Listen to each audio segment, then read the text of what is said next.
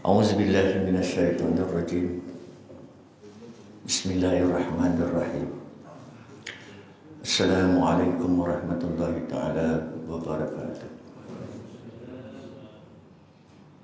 الحمد لله نحمده ونستعينه ونستغفره ونعوذ بالله من شرور أنفسنا ومن سيئات أعمالنا. من يهد الله فلا مضل له ومن يضلل فلا هادي له وأشهد أن لا إله إلا الله وأشهد أن محمدا عبده ورسوله. اللهم فقهنا في الدين وعلمنا تأويله رب زدني علما نافعا وارزقني فهما واسعا.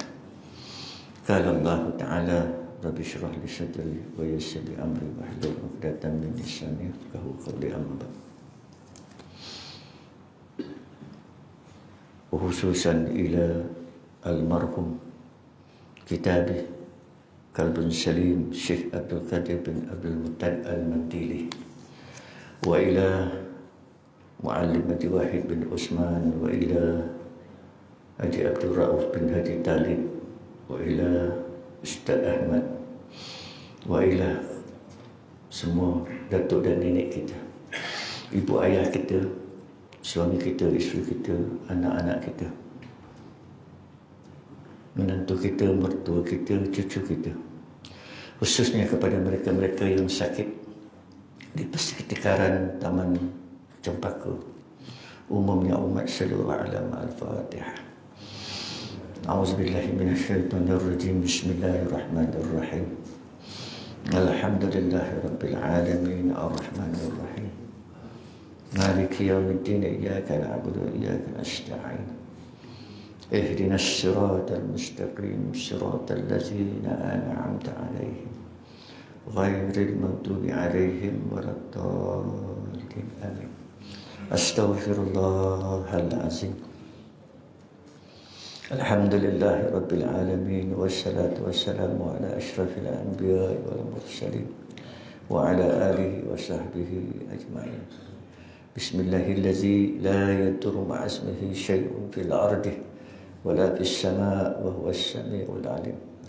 Rabbi firli wa li walidayya warhamhuma kama rabbayani shaghira. Wahai Allah, wahai Tuhan kami, berpagi-pagi ini wahai Allah, Engkau ampunkanlah semua dosa-dosa ibu dan ayah kami, wahai Allah. Sesungguhnya terlalu banyak pengorbanan dan kasih sayangnya kepada kami, wahai Allah. Mana mungkin kami dapat membayarnya walau seinci sekalipun. Kau tempatkanlah kedua ibu dan ayah kami satu tempat yang mulia di sisimu. Allahumma inna a'udzubika minal baras wal junun wal jazam wa min sayyi'il asqam. Rabbana atina fid dunya hasanah wa fil akhirati hasanah wa qina azabannar. Sallallahu ala sayyidina Muhammad walhamdulillahi rabbil alamin. Alhamdulillah, bersyukur kita kehadirat Allah Subhanahu wa taala.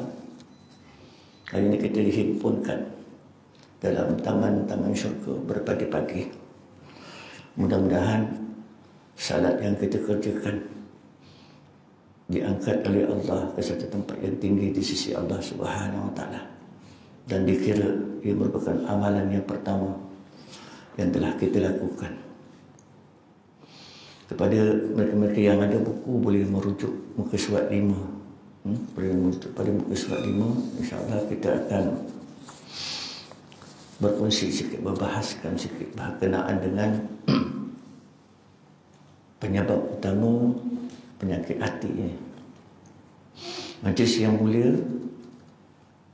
sekali lagi Allah SWT rezekikan saya, Abdul Syukur bin Talib, tuan-tuan asatizah tasizah yang ada di hadapan saya, ibu ayah saya, tuan-tuan haji, tuan-tuan hajah. Mudah-mudahan sedikit ilmu yang kita pelajari ini akan banyak memberi yang disebut kata Sayyidina Umar bin Al-Hattab, hasibu qabla an tahasabu. Hasibu qabla an tahasabu. Hisab diri sebelum kamu dihisabkan.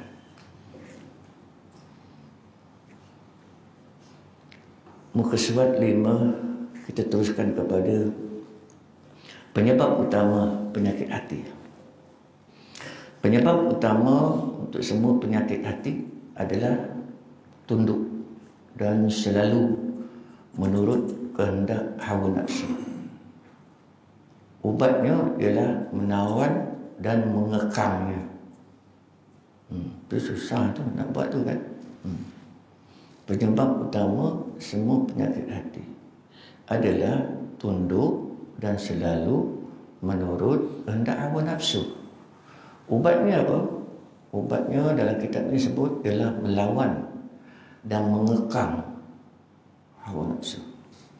Jadi kalau kita nak melawan, nak mengekang, macam kita nak berhadapan dengan musuh. Kalau kita nak berhadapan dengan musuh, kita kena tahu kelemahan dia. Kita kena tahu kelemahan dia. Kalau kita tak tahu kelemahan dia, nanti kita tak dapat mencari punca.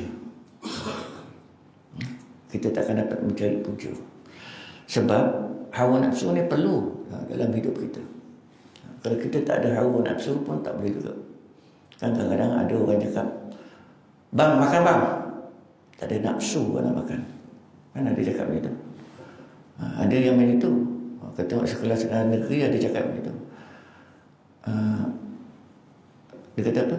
Tak ada nafsu nak makan. Maknanya tak ada keinginan. Nafsu tu adalah keinginan.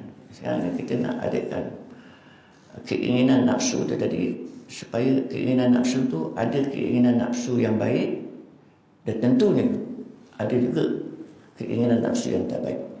Itu sebab kalau kita tengok dalam indikator Al-Quran, Allah Subhanahu Wa Taala kata laqad khalaqnal insana fi ahsani taqwim. Laqad khalaqnal insana fi ahsani taqwim. Sesungguhnya aku ciptakan kamu wahai manusia sebaik-baik kejadian. Bila itu sebaik-baik kejadian kita sebagai manusia, maknanya mesti ada instrumen atau mesti ada kaedah macam mana untuk kita melawan hawa nafsu ni, supaya hawa nafsu ni hanya buat perkara-perkara yang baik. Itu sebab Allah SWT rakamkan dalam Al-Quran di muka surat 43.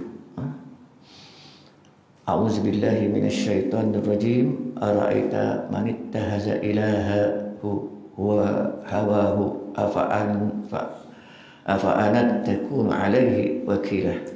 Nampakkah, wahai Muhammad, keburukan keadaan orang-orang menjadikan hawa nafsunya Tuhan yang dipuja lagi ditaati? Maka dapatkah engkau menjadi pengawas yang menjaganya? Kemudian dalam firman Allah yang lain, maksudnya dengan yang demikian, bagaimana fikiranmu wahai Muhammad terhadap orang-orang yang menjadikan hawa nafsunya Tuhan yang dipatuhi, dan ia pula disesatkan oleh Allah kerana dia ketahui bahawa ia tetap kufur, ingkar dan termeterai pula atasnya sifat-sifat yang keji, sekira lebih kurang. Jadi itu sebab di awal mukadimah tadi saya sebut, kita ni nak kena tahu sifat-sifat nafsu tu. Itu sebab kalau kita tengok pada nafsu ni, ia merupakan di antara bahagian daripada makhluk Allah. Nafsu ni dia merupakan sebahagian daripada makhluk Allah. Di dalamnya ada kehendak-kehendak dan kecenderungan hati yang selalunya yang ia bersifat, yang saya sebut tadi itulah, yang bersifat baik dan bersifat buruk. Oleh kerana itu, kalau kita perhatikan dalam kitab karangan disyarahkan oleh Tanbihul Ghafilin, peringatan bagi orang-orang yang lalai, oleh Abu Lais As-Samarkandi. Dia menceritakan kisah penciptaan dua makhluk Allah Subhanahu Wa Taala ini, iaitu akal dan nafsu. Saat ketika Allah Subhanahu Wa Taala menciptakan akal dan nafsu itu, diceritakan oleh Allah Subhanahu Wa Taala dengan terperinci. Yang pertama, apabila Allah Subhanahu Wa Taala menciptakan nafsu, Semua orang ada nafsu. Apa kata Allah? Allah mengatakan kepada nafsu, wahai nafsu, menghadaplah engkau kepada aku. Menghadaplah engkau kepada aku. Atau senang cakaplah, marilah engkau jumpa kat aku. Aku dah ciptakan kau. Marilah kat sini jumpa aku. Apa kata nafsu? Kata pun tak ada, cakap pun tak ada. Senyap je. Itu sebab kata mujtahidin, nafsu ni sifat dia degil. Nafsu ni sifat yang membangkang. Sifat dia sifat yang terkeji. Tak datang pun dia bertemu dengan Allah Subhanahu Wa Taala. Lalu Allah menghampirinya. Lalu Allah menghampiri nafsu yang Allah ciptakan. Apa kata Allah? Siapa engkau? Engkau siapa? Aku siapa? Macam itulah Allah tanya. Dia tanya dengan nafsu. Engkau siapa? Dan aku ni siapa?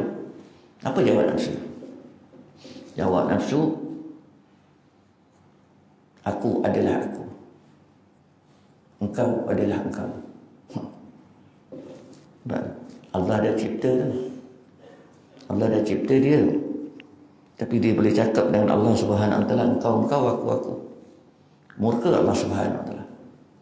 Di atas kemurkaan Allah tu, Allah masukkan dia, nafsu ini, ke dalam neraka. Bukan 1 hari, bukan 2 hari, bukan 3 hari, bukan 10 tahun. Bukan. Itu sebab kita kena ambil ciri-ciri konsep nafsu tu. Kalau kita faham konsep nafsu tu, insyaAllah sikit demi sikit kita dapat bawa diri kita dalam kalbu salim ini tadi. Allah Subhanahu Wa Taala masukkan nafsu itu 100 tahun dalam neraka Allah. Selepas 100 tahun, Allah keluar lagi. Allah keluarkan dia, wahai nafsu, engkau siapa? Engkau siapa? Aku siapa? 100 tahun tuan-tuan. Neraka Allah ni tuan-tuan. Diceritakan neraka Allah ni bukan api yang boleh kita bakar. Bukan api ni kita terbakar. Asap. Asapnya kita lebur tuan-tuan. Asapnya saja, sebab neraka ini sudah dibakar berkali-kali. Daripada putih kepada merah, merah kepada hitam, hitam dan seterusnya. Terlalu sangat panas. Disebabkan terlalu sangat panas, asapnya saja dia boleh menghancurkan kita. Apa saja makhluk yang Allah cipta pasti hancur. Tapi begitu juga nafsu. 100 tahun masuk dalam. Allah tanya, wahai nafsu, siapa engkau, siapa aku? Nafsu tetap beritahu, engkau, aku. Engkau, aku. Allah masukkan lagi selama 100 tahun di satu lagi neraka yang sangat-sangat dalam, yang dipanggil neraka Jug. Di dalam neraka Jug itu ada yang disebut pengisiannya adalah kelaparan. 100 tahun. Kemudian Allah keluarkan nafsu ni. Jadi akhirnya Allah bertanya lagi kepada nafsu, siapa engkau, siapa aku?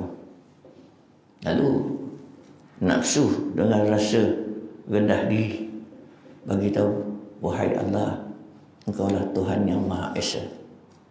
Aku adalah hamba-Mu yang sangat lemah lagi daif. Jadi konsep nafsu ni, macam mana kita nak ngekang nafsu?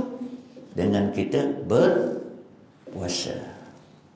Puasa adalah jalan yang paling baik untuk kita mengelakkan diri kita daripada terjerumus, daripada dikawal oleh nafsu. Itu sebab dikatakan oleh Al-Imam Al-Ghazali dalam kitab Ihya Ulumuddin. Apa kata dia? Dia kata kebahagiaan, kesempurnaan kehidupan adalah ketika mana seseorang manusia berjaya menguasai nafsunya. Berjaya menguasai nafsu.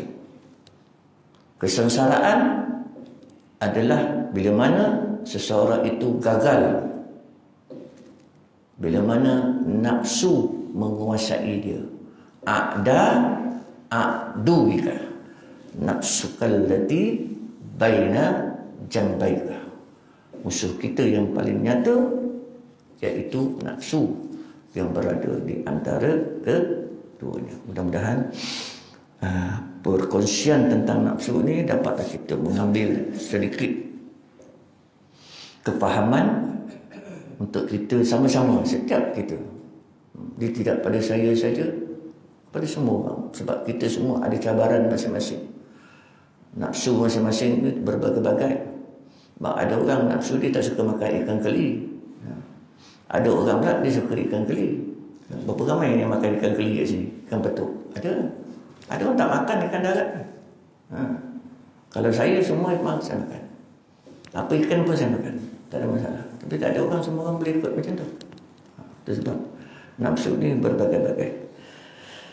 Tetapi sebalik daripada itu, selain daripada nafsu, Allah SWT juga menciptakan satu lagi makhluk namanya akal. Satu lagi makhluk yang namanya akal. Disyarahkan oleh Abu Lais As-Samarkandi. Dia menukilkan sebuah kitab karangan Utsman bin Hassan bin Ahmad Asy-Syakir Al-Qawbiwi, seorang ulama yang hidup pada abad ke-13 Hijri. Beliau berkata, Allah SWT menciptakan akal. Maka Allah berfirman kepada akal. Allah kata, wahai akal, telah aku ciptakan engkau. Kemarilah kau kepada aku. Menghadaplah aku ke hadapan aku. Maka akal pun terus menghadap Allah SWT. Tak ada seperti nafsu. Dia senyap dan diam. Akal begitu cergas dan cerdas datang bertemu dengan Allah. Lalu Allah bertanya, wahai akal, engkau siapa, aku siapa? Lalu akal menjawab, wahai Allah, engkaulah Tuhan aku yang maha berkuasa. Akulah hamba-Mu yang daif lagi lemah. Itu sebab Allah rakamkan kepada akal, wahai akal, berbaliklah engkau menurut perintah Allah Subhanahu Wa Taala. Sesungguhnya, kata Allah, engkau ada satu-satunya yang aku cipta sebagai makhluk yang lebih mulia daripada engkau. Itu sebab disyarahkan la aqla la dinan liman la aqla. Tidaklah berakal orang itu jika dia tidak meletakkan keimanan bersama-sama dengannya. Tidaklah dia orang yang berakal jika dia tidak meletakkan keimanan bersama-sama dengannya. Jadi itu di antara kata kunci yang boleh kita ambil ketika kita sedikit demi sedikit untuk mempelajari pengajian tasawuf ini. Dia banyak menyentuh soal hati. Kemudian dalam muka surat 6 disebut kebaikan. Ketika kita mempelajari ilmu tasawuf, apa kebaikan yang kita akan dapat? Kebaikan, tentu ada kebaikan. Kita nak buat apa pun kita nakkan kebaikan.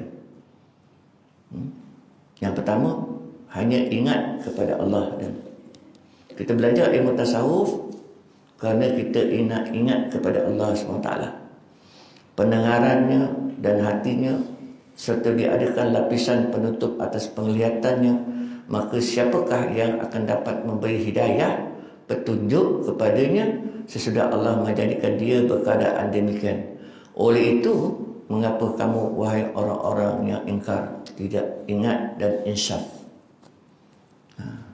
Itu sebab Allah mahu kita sebagai seorang hamba kepada Allah SWT mengadakan hubungan dengan Allah Subhanahu Wa Taala yang disebut selalu oleh asatizah hablum minallah. Hubungan akrab, bukan saja hubungan macam itu saja, hubungan dalam konteks kasih sayang. Kita nak kasih sayang Allah SWT. Kita nakkan kasih sayang Allah SWT.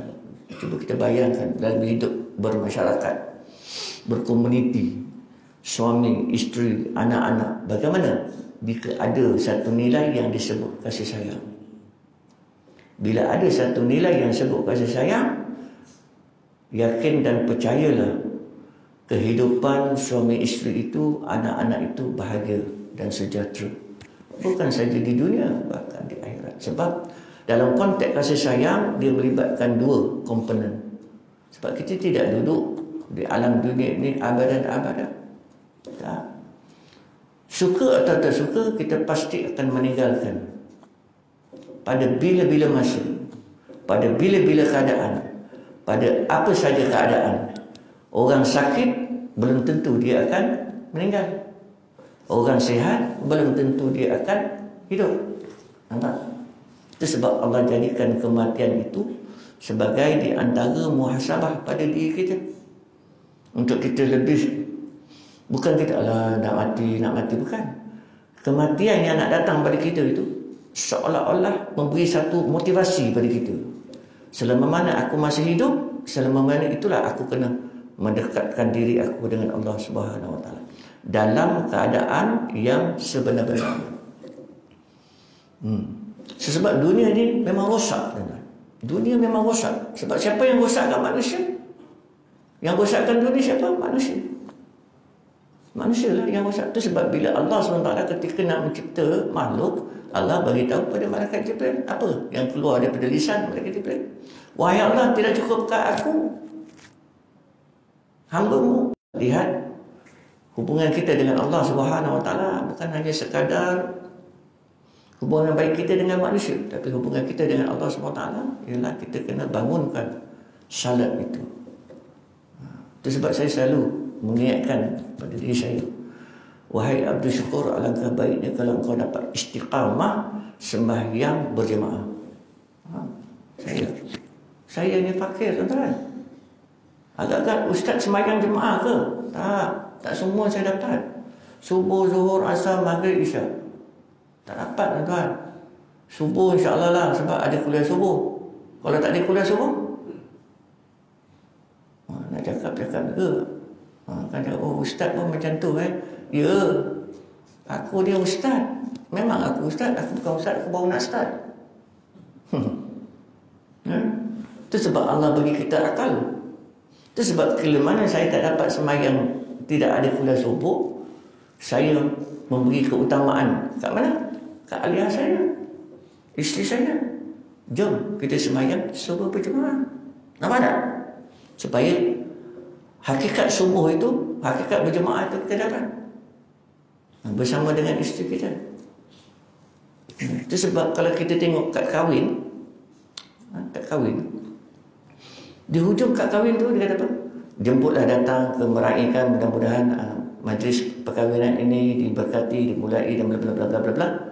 Dan akhir hujung sekali pun sehingga kekal ke, bukan saya cakap, tuan-tuan yang cakap. Kalau tak faham juga Abdul Syukur, tak tahulah. Maknanya pasangan kita ni, kita nak hidup sampai ke syurga Allah SWT, bukan kat dunia. Jadi kita ada akal. Suka atau tak suka, kita kena salat macam mana Nabi SAW. Sallu kama ra'aitumuni usalli. Itu di antara hak awal untuk kita berada di bahagian tasawuf yang sangat besar ni. Sangat besar tasawuf ni. Saya cuma ambil benda yang sangat kecil. Pertama, dunia ini memang masalah. Rosak siapa yang rosak? Manusia. Kalau manusia dah rosak, macam mana nak betulkan manusia ni? Betulkan salatnya, betulkan hatinya. Jadi salat kalau betul, hati betul. Salat betul, hati betul. Kemudian dalam firman Allah Subhanahu Wa Taala yang lain disebut, kemudian kalau mereka tidak dapat menerima cabaranmu, maka wahai Muhammad, maka ketahuilah sesungguhnya mereka hanyalah menurut hawa nafsu, dan tidak ada yang lebih sesat daripada orang yang menurut hawa nafsunya dengan tidak berdasarkan hidayah untuk petunjuk daripada Allah. Sesungguhnya Allah tidak memberi pimpinan kepada kaum yang zalim, yang degil dalam keingkaran. Siapa yang degil? Siapa yang buat kita degil? Diri kita kan? Nafsu itu adalah roh. Nafsu itu adalah roh. Nafsu itu adalah hati. Manusia itu adalah daging. Manusia itu adalah sebagainya. Jadi yang buat kita jadi degil adalah nafsu kita, bukan diri kita. Nah, jadi kita juga saya cakap tadi, kita kena ambil faham bagaimana kaedah untuk kita mengekang nafsu itu.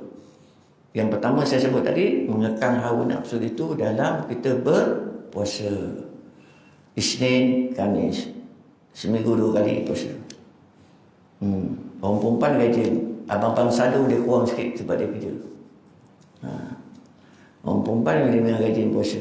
Itu sebab ada orang perempuan kata, Ustaz, saya nak puasa sunat, boleh ke saya puasa qada?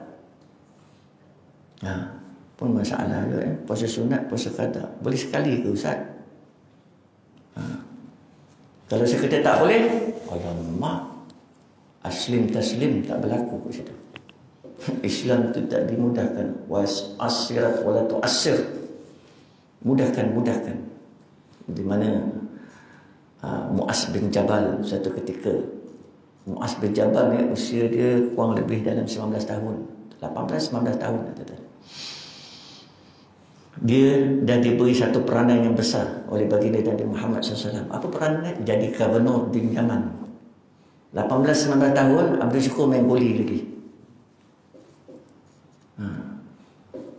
Tuan Haji Jamal saya tak tahu dia main apa, 18-19. Boleh tengok balik lah. Oh, dia main pistol. 18 tahun, 19 tahun main pistol. Saya ni apa main boli. Tapi tidak, Mu'az bin Jabal, Nabi SAW angkat dia menjadi gubernur di Yaman. Apa dia kata? Apa nasihat Nabi kepada Mu'az bin Jabal? Dia kata, yassira wa la tu'assir. Wahai Mu'az, engkau permudahkanlah penduduk di Yaman. Mudah dan mudahkan, tanpa melanggar pensyariatan. Nampak tak? Begitu juga kita nak puasa ganti ni. Kita jangan sebut puasa ganti, sebut dulu puasa sunat. Sebut aku berpuasa sunat Isnin atau Khamis kerana Allah, dan puasa ganti sekian. Sekali je, satu, bukan banyak, sekali selesai. Kan untung. Orang perempuan kan dia ada aral, ada uzur. Orang lelaki ada uzur. Kalau orang lelaki ada uzur pun bagus juga kan. Kerana kalau macam tu tahun depan, apa dia maklum ni, maklum, so abang sadu pula lah mengandung. Senang habis itu. Kemudian jika yang kedua disebut kaedah, di antara kaedah kita nak belajar tasawuf ni, kenapa? Kerana antaranya disebut khususiat para nabi. Itu sebab saya cakap makamnya sangat tinggi tuan-tuan. Untuk kita belajar bab tasawuf ni, kita sudah berada di level para nabi.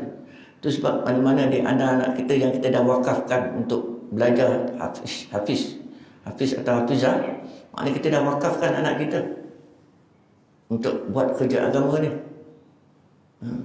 Mana-mana dalam riwayat disebutkan, mana-mana di antara kita yang mampu khatam, hafaz, sama ada dia hafizah atau hafiz Quran 30 juzuk, dia telah pun menyimpan ilmu kenabian di dalam otaknya.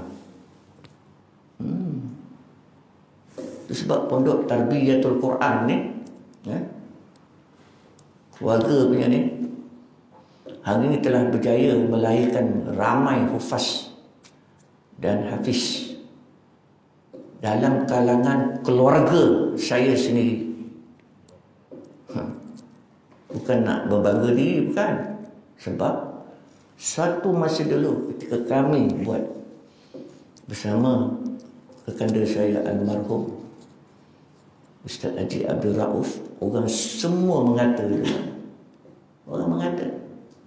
boleh hidup ke dengan Quran? Allah, boleh hidup ke dengan Quran? Telinga saya dengar berdesir. Yalah, kita hanya ada Allah, mana Allah tak cukup kuat bagi mereka. Allah tak cukup kuat pada mereka. Tapi hari ini tuan-tuan, nak beritahu tuan-tuan, hafizah yang dah khatam hafizah tu hari ini ada ijazah tuan-tuan. Ijazah College Universiti Islam Selangor. 3. Peringkat awal belajar Quran dia. Ada yang dah jadi guru. Ada yang dah jadi guru belajar Al-Quran. Cuba bayangkan. Ada yang dah jadi engineer harta tanah, baca Quran ya. Itu yang orang cakap. Boleh ke baca Quran nak hidup? Itu sebab dalam kita mempelajari bab tasawuf ni, kita kena meletakkan Allah itu di hadapan kita. Bila Allah di hadapan kita, kita akan jadi lebih kuat. Sepatutnya kita akan jadi lebih kuat. Itu sebab sebagai suatu pengkhususan kepada para nabi sahaja, kita lihat tidur dan pengsan tidak membatalkan wuduk bagi mereka. Hati mereka tidak tidur kerana sentiasa ingat kepada Allah, dan pengsan hanya melemahkan tubuh zahir mereka. Para nabi ini Allah beri dia satu kurniaan yang sangat besar. Bila mana dia tidur, bila mana dia pengsan, dia tidak membatalkan wuduknya. Sebab apa? Hubungan dia telah rapat. When God is your friend. Doktor minta maaf kata. Boleh belajar bahasa dia. When God is your friend, who is your enemy? Masuk tak? Boleh kita letakkan benda tu. Masukkan. Oh, susah Ustaz. Cuba. Azam, masukkan. Sebab kita melihat dunia tu, dunia ni pantas sandiwara. Dunia ni permainan kehidupan. Abadan di sana. Itu sebab tuan guru saya, Muallim Haji Wahid ni, saya tak tahulah orang lain yang berguru dengan dia, saya tak pastilah. Yang saya melihat Ainul Basirah saya lah. Mungkin ada ramai anak murid dia kan. Dia tidur, saya punya nak ambil tahu apa tuan guru aku buat ni, tidur ni kan. Saya dengar dengan telinga. Yang keluar perkataan, yang keluar daripada nafas. Allah.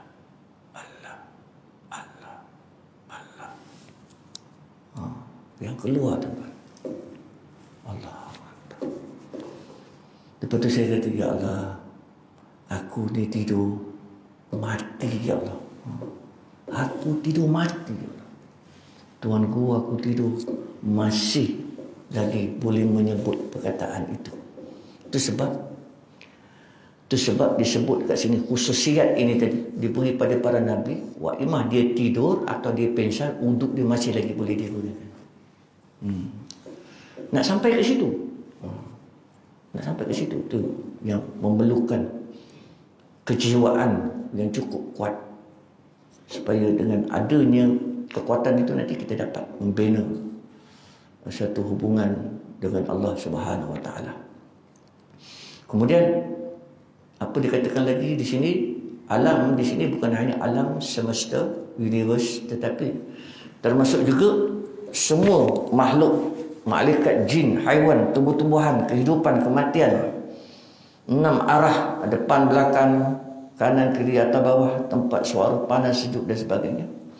Kehidupan dan kematian. Dan ilmu tauhid, alam ialah selain daripada Allah, ia adalah satu istilah untuk makhluk. Istilah lain yang menunjukkan kepada makna makhluk ialah hadis. Mukmin, mukmin, iaitu kainat, dan lain-lain dalam kaedah disebut. Kemudian dibezakan, perbezaan ibarat istilah disebabkan perbezaan ini iktibar, bagaimana sudut pandang kita melihatnya. Alam penciptaan Allah SWT itu mempunyai tanda-tanda bahawa Allah SWT memiliki segala-galanya tanpa menyerupai dengan makhluk. Ini adalah pendapat yang paling masyhur antara kebaikan dan mengamalkan ilmu tasawuf. Dalam Tanwir Al-Qulub Al-Fil Mu'ammalah Al-Qalam Al-Quyub, muka surat kata 82, Syekh Amin Al-Qudri menyebutkan ada banyak hasil yang boleh diperolehi daripada tasawuf, antaranya mendidik hati dan mengetahui alam ghaib dalam perasaan rohani, syauq maknanya terlalu dekat dengan Allah Subhanahu Wa Taala. Yang ini kita boleh sampai, tuan-tuan. Kita boleh sampai ke alam ini. Alam ghaib yang kita boleh melihat alam ghaib. Berlaku pada tuan guru saya, kibas syal dia. Setiap kali semayang pagi, kibas syal dia letak. Dia kibas syal dia. Agak-agak syal itu ada di mana? Pokok turun, tuan-tuan. Kan? Allahu Akbar. Tuan guru Muallim Haji Wahid bin Osman. Kerana apa, tuan-tuan? Kerana terlampau dekat sangat, tuan-tuan. Hubungan dia dengan Allah terlampau sangat dekat. Sebab dia tidak melihat dunia ni. Dunia ni dia melihat memang satu anugerah yang Allah beri. Tapi dalam sudut yang lain, dia tidak meletakkan dunia itu asbab atas apa-apa urusan. Faham tak? Dia tidak menjadikan dunia sebagai asbab. Yang menjadi asbab Allah Subhanahu Wa Taala. Allah adalah asbab segala-galanya. Memang di atas dunia minyak petrol kena isi dekat dekat kereta atau motor. Tapi dia bukan asbab menyebabkan kita boleh bergerak. Hakikat. Hakikat. Tak dapat tu, tuan-tuan. Ustaz mengajar bagian apa ni, Ustaz? Lain macam, Ustaz. Asbab minyak petrol, memang dunia kata minyak petrol boleh menjalankan kereta atau motor, tapi dia bukan asbab hakikat yang menyebabkan minyak motor itu boleh berstart atau kereta dengan menggunakan minyak petrol. Ala kulli hal, tuan guru saya Muallim Haji Wahid menggunakan botol ini, air ini, tuang di dalam kereta Morris Minornya. Morris Minornya berjalan, lepas tu dia beri warning ke anak murid dia, engkau yang dah melihat ini, jangan ada di kalangan kalian menyebarkan berita pandangan matamu itu di hadapan orang ramai. Simpan buat diri sendiri. Tinggi makam tu. Tu dia panggil makam wali. Itu sebab kita bila tunggu kita ni menunjukkan suasana-suasana yang sebegitu yang di luar jangkauan kita risau. Bahawa dia mungkin akan pergi lebih awal. Mudah-mudahan Allah SWT memberi satu tempat yang mulia di sisi Allah Subhanahu Wa Taala. Amin ya rabbal alamin. Dan semua mereka anak-anak murid mereka ini mencari jalan yang benar lagi munasabah dalam kehidupan dunia yang sifatnya sementara. Kemudian kalau kita lihat dalam muka surat yang ke-8 ni, dalam Tanwir Al-Qulub fi Mu'amalah Al-Qalam ni disebut juga, Syekh Amin Al-Qudri menyebut tumpuan ilmu tasawuf ialah perbuatan hati dan panca indera yang zahir serta cara penyucian dan pemuniaan. Nampak tak? Sekali lagi saya ulang, tuan-tuan.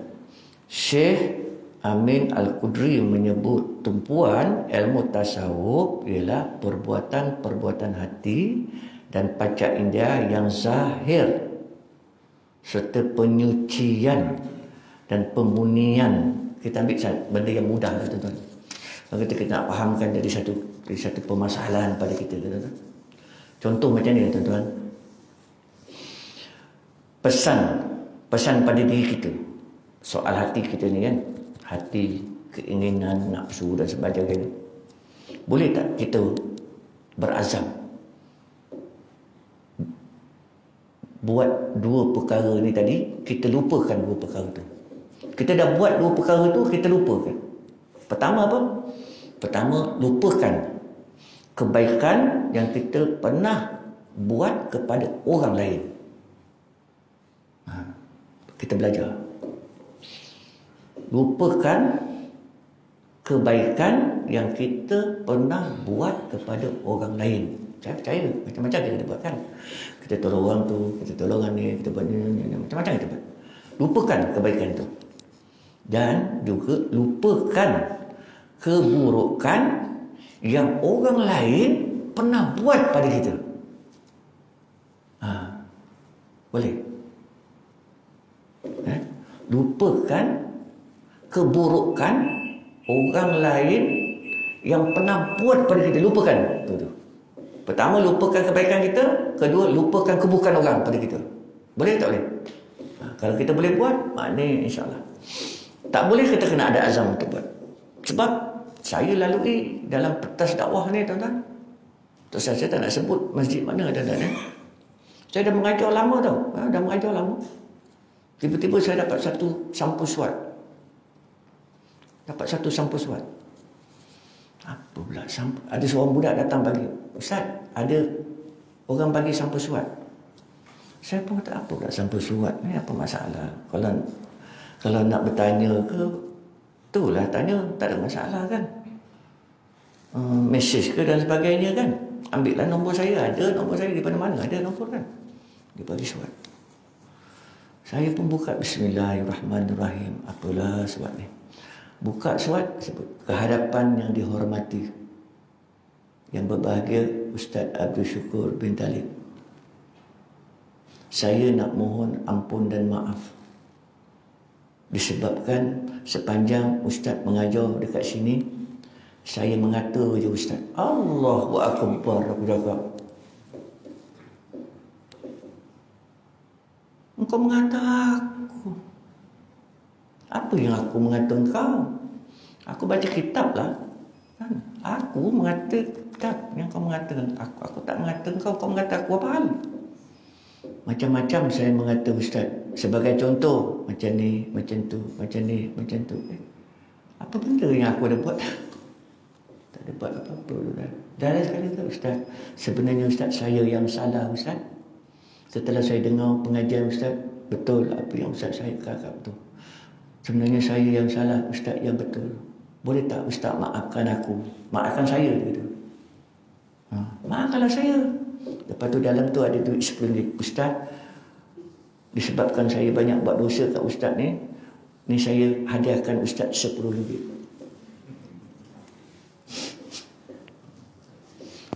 Itu cerita betul tuan-tuan. Bukan cerita main-main tuan-tuan. Bukan cerita main-main tuan-tuan. Itu sebab saya cakap, saya ni masih belajar lagi. Faham? Masih belajar. Doakanlah saya selesaikan saya punya master ni. Tahun depan saya habis saya punya master tesis ni. Bukan senang nak buat tesis master ni, susah. Payah tesis master ni. Penilai saya dah bagi saya tajuk. Kau Ustaz, kau buat ni tesis ni. Aku nak kau lulus yang ni. Lepas ni kau sambung PhD. Tempat kau PhD dah ada, dia kata. Dia cakap gitu. Boleh ke? Boleh. Buat. Aku ada, dia kata. Jadi saya masih belajar lagi. Jadi mainnya banyak silap. Pakai sangat ilmu. Jadi nak kata tak sesuai nak jadi guru tuan-tuan. Tak sesuai. Sangat-sangat tak sesuai. Tapi kalau sekadar nak berkongsi, insyaAllah. Sekadar nak berkongsi itu boleh. Kalau nak jadi guru, tak boleh tuan-tuan. Nak jadi guru tu macam tuan guru saya lah, Mu'alim Majid Wahid. Bolehlah. Ustaz Haji Abdul Rauf tu, bolehlah. Saya kehilangan besar. Ini semua guru-guru saya. Ustaz Ahmad, bolehlah. Ini semua orang-orang yang saya kehilangan. Itu sebabkan Allah SWT kan, Allah nak angkat ilmu ni, Allah wafatkan mereka-mereka yang berilmu. Itu yang kita risau. Sangat-sangat kita risau. Mudah-mudahan setiap perkongsian ini akan banyak dapat bagi manfaat pada kita pada setiap kuliah subuh. Saya rasa cukup setakat tu. InsyaAllah kita ada panjang umur, kita murah rezeki, ada keberkatan. InsyaAllah kita jumpa lagi. Kita akan bincangkan lagi berkenaan dengan perbahasan utama ilmu tasawuf ini, muka surat 9 insyaAllah. Saya tutup majlis dengan tasbih kifarah. Subhanallah bihamdi, subhanakallahumma wa bihamdika, asyhadu an la ilaha illa anta, astaghfiruka wa atubu ilaik. Allahumma shalli ala sayyidina Muhammad wa ala ali sayyidina